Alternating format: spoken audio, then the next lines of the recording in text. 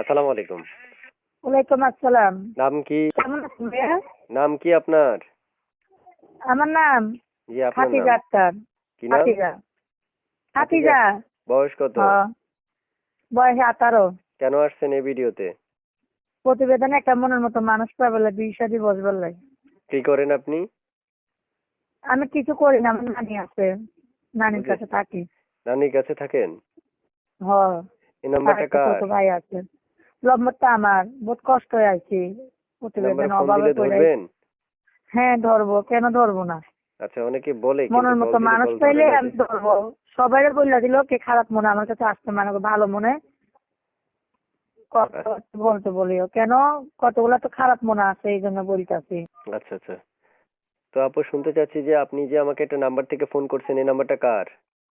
এই নম্বরটা আমার ভাইয়া। ইমো আছে? Imo imo? না না না আচ্ছা, ইমো নাই? না। আচ্ছা আচ্ছা। প্রিয় দর্শক, আমি যে একজন আপু ওর সাথে কথা বলছি, ওনার সাথে চাইলে আপনিও কথা বলতে পারেন স্ক্রিনে দেওয়া নাম্বারে। তার পুরো তথ্য নিতে পারেন আপনি কল দিয়ে। ঠিক আছে আপু, ভালো থাকেন। আসসালামু আলাইকুম।